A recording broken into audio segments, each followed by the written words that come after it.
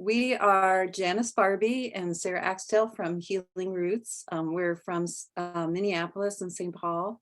And we started Healing Roots in the 90s, actually the work of Healing Roots at the Cultural Wellness Center in South Minneapolis, where we were working with people from many, many different cultures. And we realized that very quickly that there were some differences in understanding of culture and our own identity, some very profound differences from people who are racialized as white and people of other cultures. And so we started a group that met weekly to monthly, many different conversations. And we've been continuing to do that since then.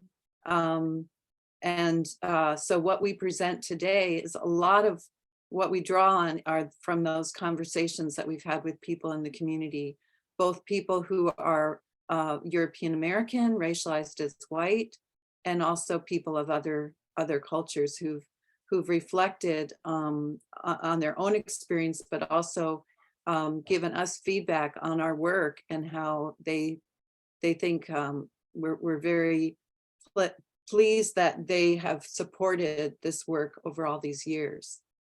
So I'm the founder and director of Healing Roots, and we do workshops and monthly discussions continuing on Zoom now, where we have people from all over the country joining in. So I'll be showing our website where you'll be welcome to join in if you ever are interested in our discussions. So I'll pass it to Sarah to introduce herself. Well, good morning, everyone. It's great to be with you this morning. My name is Sarah Axtell, and I'm a teacher in Healing Roots and also a learner in Healing Roots. We always think of that process of teaching and learning together. I also teach at the University of Minnesota, and I'm just very pleased that we can all have this discussion together today. So I'll start our slides here. So I hope you'll be able to see those. So we like to start with just some important understandings that to sort of get all on the same page. So we emphasize culture a lot in Healing Roots, that we need to understand our culture because it does pass on to us many concepts and beliefs and ways of thinking. And many of those are conscious, but there's so many that we're not conscious of, that we've inherited, that are under the surface. And those shape how we listen to and receive others' truths. When we've participated in truth tellings, we've seen that many of these ways of knowing and the concepts of our culture can really differ from other cultures, and they affect the way we listen and the way we're able to take in, to empathize, to and to help support healing in communities. Everyone has a culture, but the more you're surrounded by people who are of a similar culture, the harder it is to see your own culture. We really want to acknowledge that it's not something that's people are at fault really for. It's understandable that the more you're surrounded by people of similar cultures, the harder it is to see. It's like when you have an accent. It's kind of a silly, maybe simile, but when you have an accent and everyone else has the same accent, you don't think you have an accent until you hear someone else's. We all hold hidden assumptions that profoundly influence our judgments and behaviors. And those are some of the things that we want to get to today, is looking at what are some of those hidden assumptions or narratives or stories that we've inherited that we might not be aware are influencing our judgments and behaviors. And then the more we understand about our culture and the things we may take for granted as the way it is, or what's normal, or the default, that we should all just assume. But the more we understand that, the more tools and strategies we gain to change what's unhealthy and unjust and not inclusive, because we start to see this isn't working for everybody, or this isn't what everybody thinks is normal or the way it is. So that's another thing that we want to try and get to a little bit today.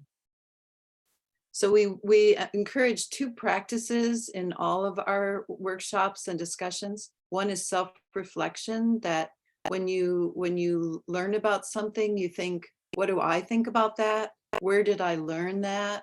Do I still believe that? What kinds of things come out of that understanding in my life? So just to be really engaged in self-reflection. And then we also emphasize both and thinking. We think our mainstream culture has really emphasized either or thinking. Something has to be either this or that.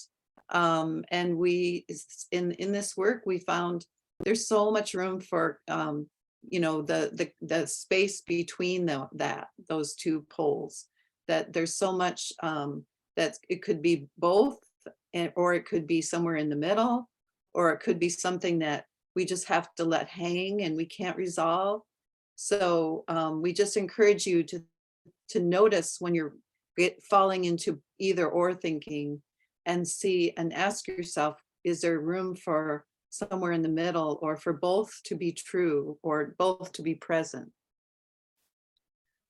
This is a model that we developed because of all those conversations we've had over almost 30 years now, where we think it's very important to understand these three areas of our identity and our culture.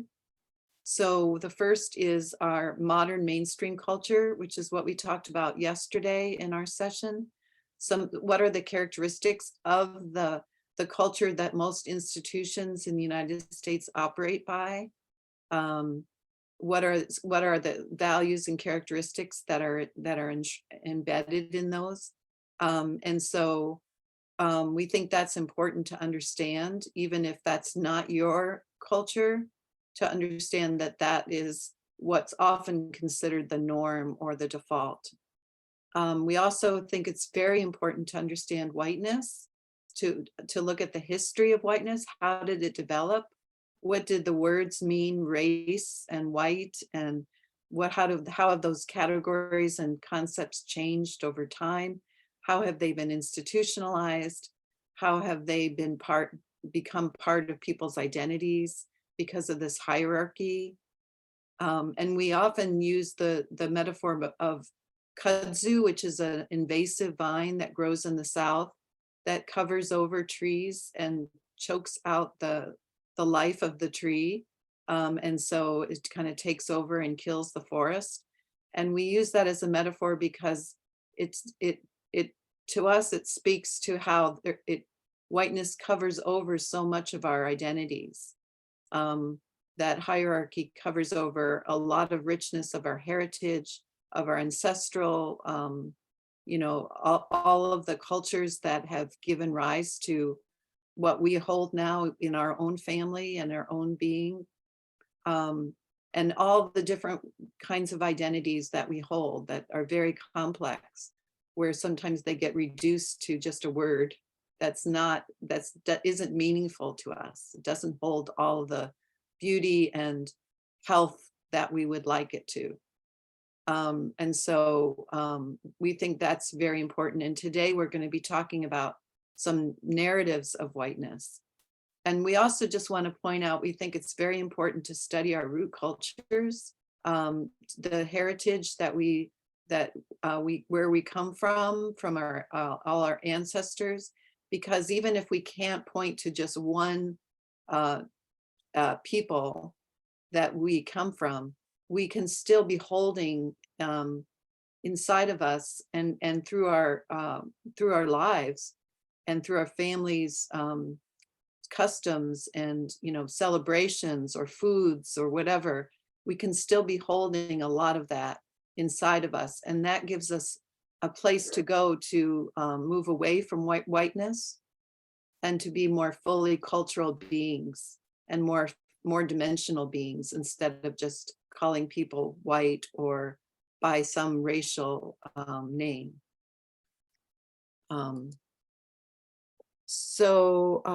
We also just want to mention what we mean by whiteness.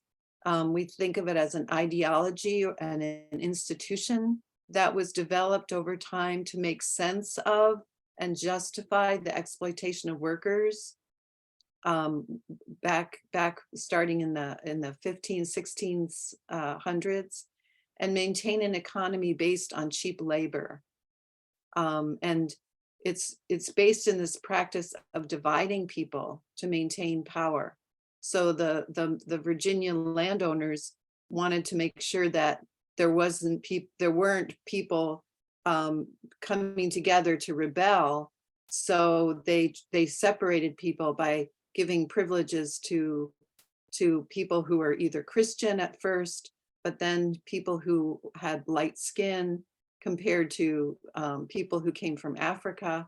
And so by dividing them, they would be able to maintain power. And it also is a way of deflecting attention away from people with power. So we say, well, the problem is the people at the bottom of the hierarchy, not the people at the top. So it's always been used to basically do these two things in order for people with power to maintain their power. So we want to talk today about these three levels of whiteness. Well, we actually want to talk about the third one. So we just want to mention the first two, which are often talked about, where the personal level, which has historically been the one that's been talked about the most in order to deflect attention away from the institutionalized ways that whiteness shows up. And institutionalized are, if you read your history about whiteness, you can see so many examples of the way whiteness has become part of policy, has become part of the way wealth is built, has become even the Supreme Court has ruled on who is white and who can have citizenship, who can be married to whom, all those kinds of things have been based on this idea of race and whiteness. But we're wanting today to concentrate on the cultural, and we want to look at these three narratives of whiteness. Whoops, I think I missed one here. There we go. So a cultural narrative, what we mean by that is a story that a group of people who are linked by a particular culture tells about themselves, that orders and explains knowledge and experience. So there are many stories that we are told in various ways, through media, through literature, through movies, through all kinds of ways that we are told about certain things that we'll be talking about that actually support whiteness.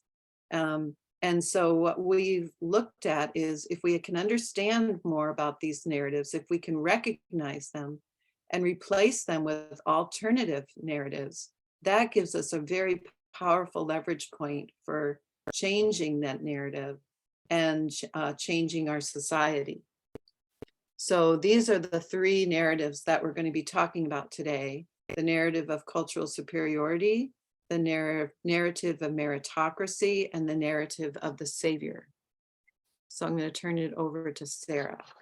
All right, thank you, Janice. So the narrative of cultural superiority is the one we'll talk about first, partly because it's really central to all of the other narratives that maintain systems of whiteness. So this narrative posits that that Western culture and everything associated with Western culture is somehow superior to other cultures. It associates Western culture with ideas like, quote, civilization or intelligence and other characteristics we perceive as positive, and then associates other cultural groups with being, quote, uncivilized or less sophisticated, characteristics that are perceived as negative. And then this narrative, of course, the prime purpose of it is to justify our racial hierarchy. Slide, Janice. So we see things this permeates everything in our society, our media, our institutions. A couple of examples that I was thinking about this morning. Things like what art is considered, quote, fine art, or Janice mentioned our rhythms of speech or our accents. What rhythms of speech are associated with intelligence, for example, or what knowledge matters in our institutions. So what knowledge matters in our schools, matters in our healthcare system, or what even constitutes knowledge is really shaped by this narrative. And it's a part of this sort of deeper foundational narrative or belief in hierarchy as a structure for a society in which, as Janice mentioned, power and wealth is coalesced for the group at the top of the hierarchy. And then these strategies around divide and conquer are engaged to maintain the hierarchy. So with this narrative, I want to say that this, like many of the other narratives we'll talk about today, aren't things that the majority of us endorse on a conscious level, but they permeate our institutions, our ways of doing our work, our ways of thinking at a level that is often below our consciousness. So we may not recognize how embedded this particular narrative is in our thinking. Slide, Janice, please. And so a part of the counter narrative for this narrative of whiteness, and we name this counter narrative either cultural self-awareness or cultural humility, sort of at its core is recognizing that Western culture is a culture, that it's not a norm, it's not a default, it's not natural, but it's one particular cultural mode of operation. And as I would imagine, many of you have thought about in your own work, that really helps to displace Western culture from that central position, which, as we're arguing, is a part of this cultural narrative that sustains our racial system. So understanding that Western science is not the only way to know things. It's not the only science. And really acting from an understanding that all cultures have developed robust knowledge systems that allow people to survive and thrive and support people in their lives. And then within every culture, there are some dimensions of the culture that work well for everyone and support people to thrive, and other characteristics that maybe don't work as well, that hold tensions that people struggle with. So it's that kind of increased complexity in our thinking that helps to counter this narrative of cultural superiority. And now I'll pass to Janice to talk about the next narrative. Thank you, Sarah. So the meritocracy narrative is this idea that success comes because of our own individual efforts. And so if we're not successful, we're not trying hard enough, or we're lazy or ignorant. And this is one that is a both and. It's not that this doesn't happen, that we make effort and we become successful. It's that it's become so prominent that we think that's the only way that people are successful, is by their own individual efforts. And this is understandable in terms of our history as a country, where people came from Europe. A lot of people who came from Europe were leaving, or other places even, were leaving because there was such a strong class structure, or very limited opportunities to advance in life. And so this was a stated goal in American history, that people should be able to pull themselves up by their bootstraps, that people should be able to move from poverty to wealth. And so there's a lot of really great things about that. But the problem is, and we see this a lot, that it becomes such a prominent narrative that all of the whoops, sorry, my thing is very sensitive here, that we often miss all of the systems that affect people's success. So we attribute any kind of failure to the fault of the individual, or any success to their own efforts, instead of seeing the systemic forces that could be economic, social, political, because of racism, certainly, that restrict a person's success. And there's been studies that show that something like 80% of news items point to individuals rather than systems as causing either barriers or supports for people.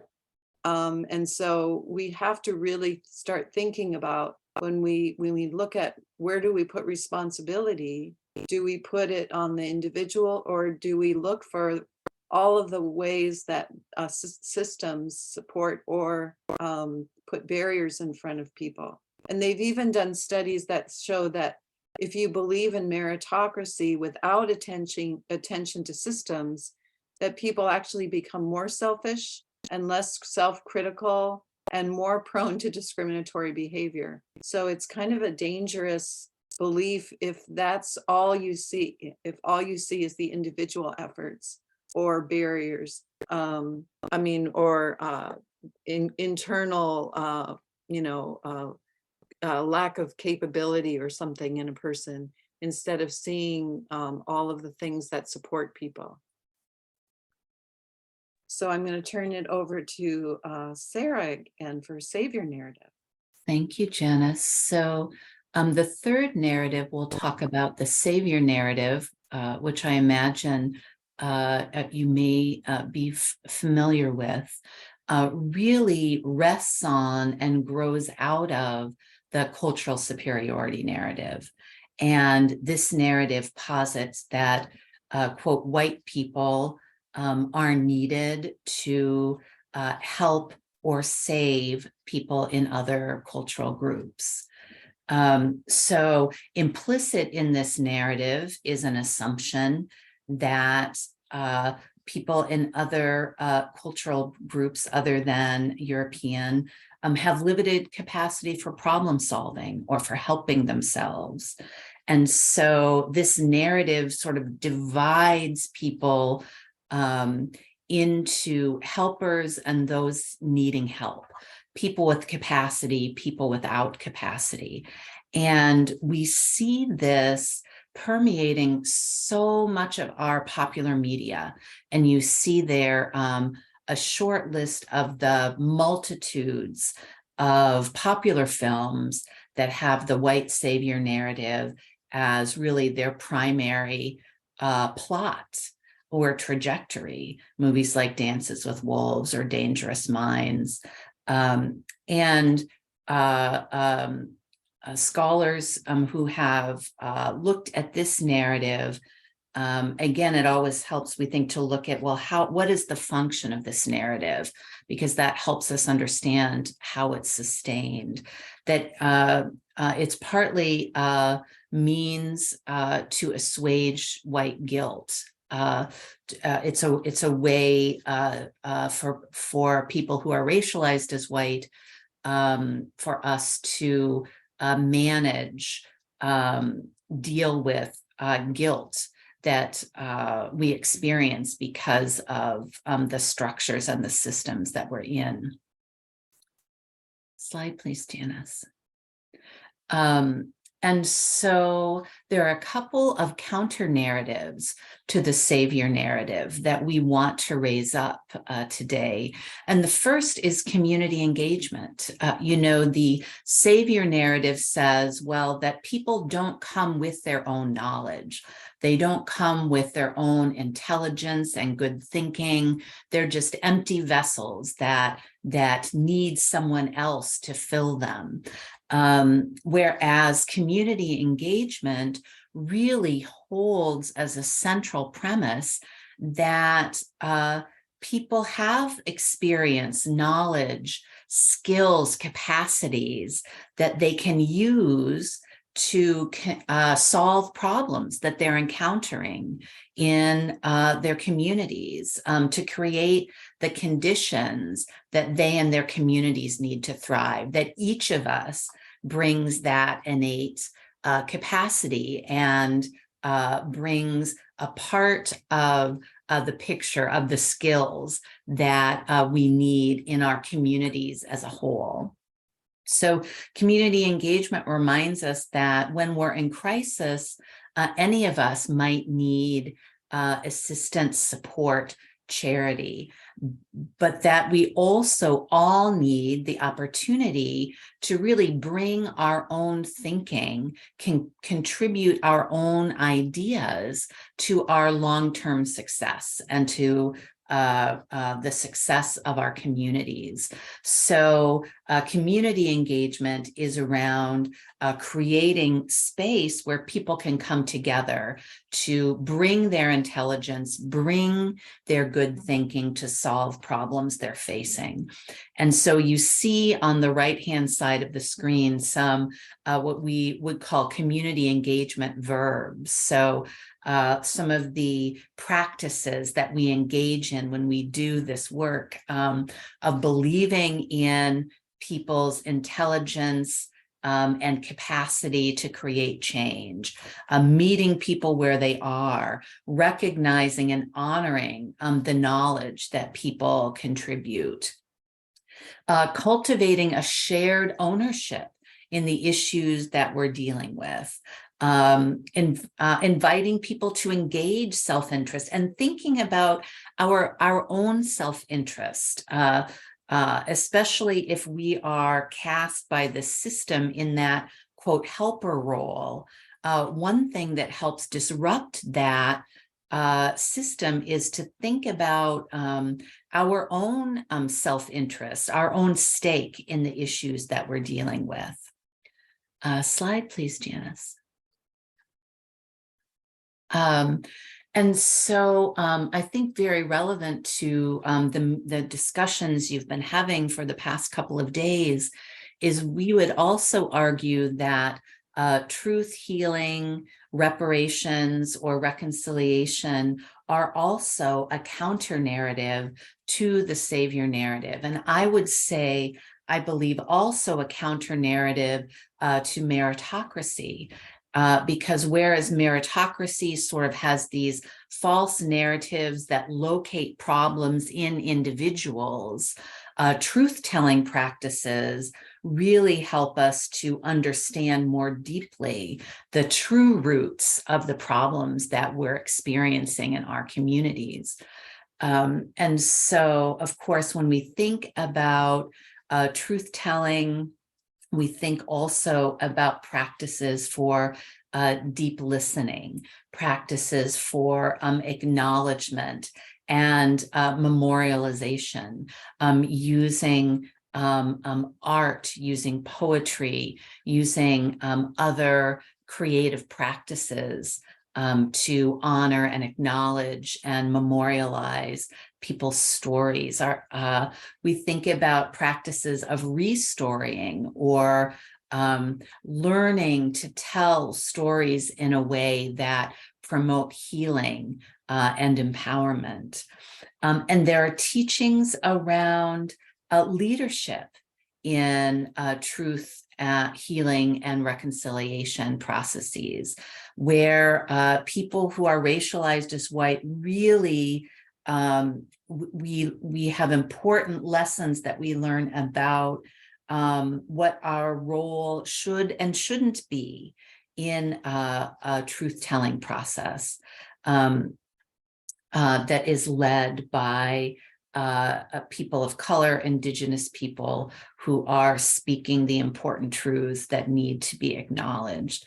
We think about ritual and ceremony and celebration and really relationship building at the heart of this work. And I think one thing that's been important for me as I learn about and participate in truth-telling processes is that sometimes we think of them just as very formal processes that are broad and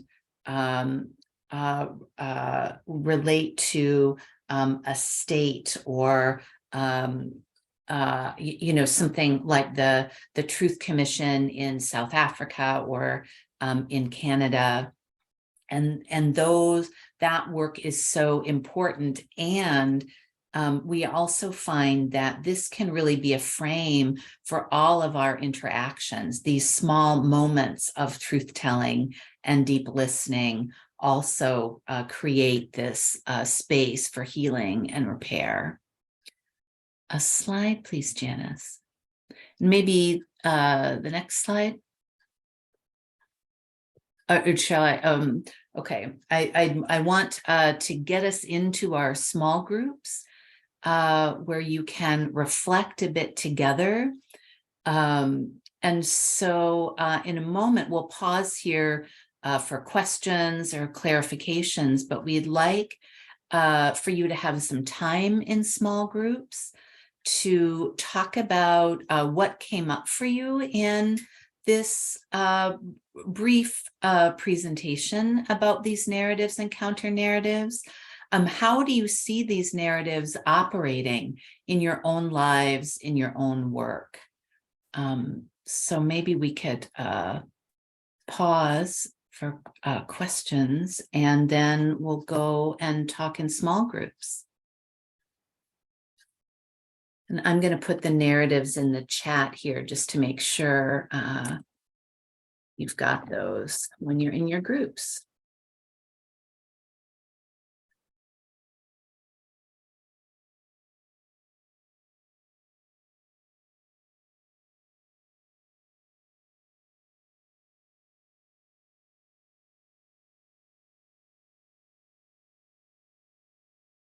Well, Are there any questions? Are there any questions at this point, or should we get into our small groups where we could reflect a little more deeply?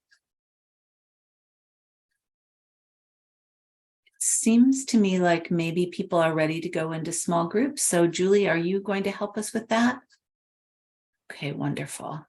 Yep, I am doing that right now, and I'm making sure that we can move folks around and participate that way. I do have 2 people that are in the room with me here, so they're going to jump on this screen and be a part of that room, and Great. then we'll be able to participate that way. Okay. Okay. Thank you. I'll just mute for about what do you think? 10, 12 minutes or so? Yeah, something like that. And then we'll come back and have a chance to share some brief reflections. Good. So I'm going to open up those rooms now then. Okay.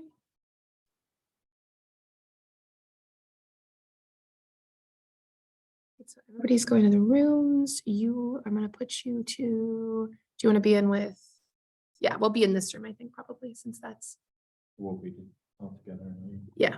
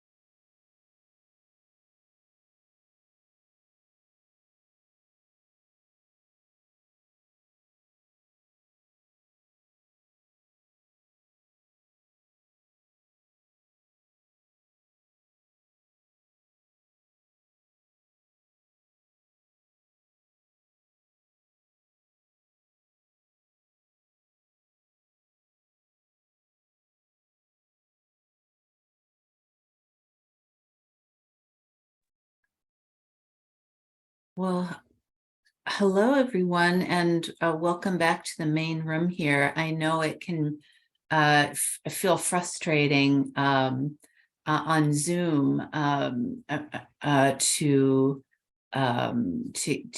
get rested out of our small conversations, but I sometimes mid-sentence, but hopefully you had some time to share some reflections and thoughts.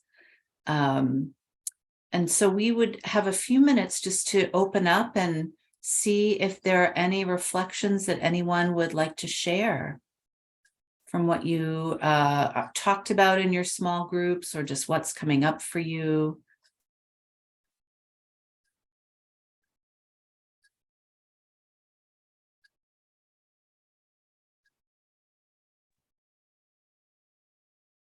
I think I would say this whole notion of progress, which is very white European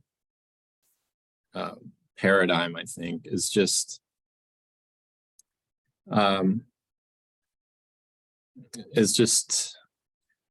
doesn't seem to be working, you know. When I look at, you know, the climate crisis, and I was just on the East Coast driving up and down Interstate 95 and looking at all the development and sprawl and strip malls, and I'm like, is this progress? You know, is this the best humans can do?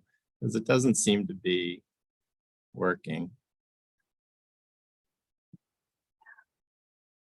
Yes, so you're kind of, I think, lifting up another kind of counter narrative around, how to shift that narrative about progress, right? And what fulfills human needs and other than human needs, and what does not. Yeah.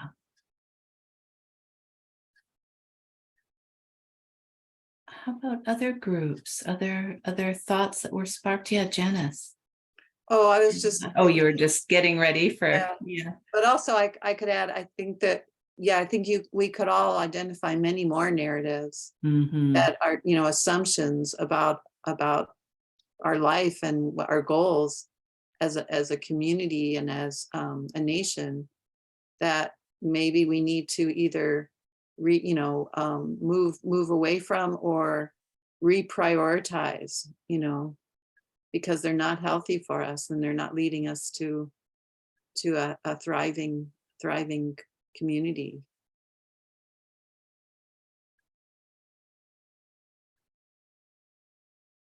Well, maybe since we have just a few minutes left, we'll shift. We want to talk a little bit about what can be learned from systems thinkers about shifting these narratives. What kinds of approaches, what strategies work. And so Janice is going to take us through some ideas about that. So a lot of these are quotes from Jonah Meadows, who was she's kind of considered one of the grandmothers of systems thinking.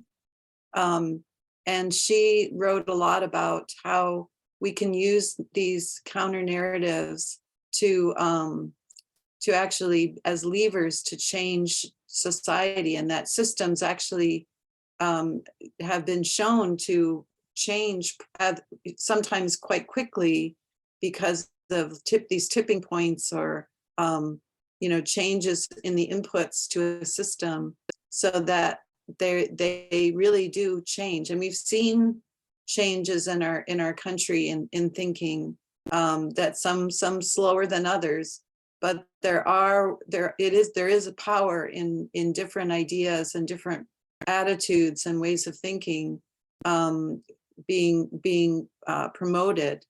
And so we hope that these ideas give you some ways that you can look more easily recognize when there's a narrative operating that maintains whiteness or maintains inequality or inequities, and then to study and teach the alternate narratives. And maybe you'll discover more alternate narratives that you can promote. And also to point at the anomalies and failures in the old narratives, how they're not working. You know, one of the things I think a lot about is how whiteness hurts white people, and we don't recognize that enough. But the more you look at that, the more you see we're all connected. And so when one group is trying to kind of against a storm, just put up, plastic to keep the winds from blowing the house down, we're what I mean to say is that we're sometimes these narratives don't really produce the change that we want to see, or they don't actually benefit white people in the ways that we hope they will. And so we have to keep pointing out that they're not working, and then to keep saying from your, in as many ways as you can, how these counter narratives can be applied, just with assurance and as loud as you can, come from these different narratives. And then another one that she mentions that I think is very important is to the people who are promoting those new narratives, to help them to be visible and to be in places of power so that they can come from those narratives. Because sometimes it's hard to, you have to almost embody some of these, and that can take time. So we need people who know them very well, and the counter narratives. And like I work a lot in community engagement, and it's a hard thing to change systems that have been, are using an expert model or a charity model, to change them so that they're actually engaging people in their own talents and their skills and their ideas to change systems. And it takes time, but there are a lot of people out there who are doing that, and it's very hopeful. I've been very hopeful when I see all the work being done to engage people who best know, they know their situation the best, and they're best able to change it. So I think, we're out of time. So, I just want to, let me just show you our website. So if you're interested in, there we have resources on that website. We have monthly meetings that are free of charge, where we meet to discuss different things about our model, that are covered by our model. So please join us if you're interested.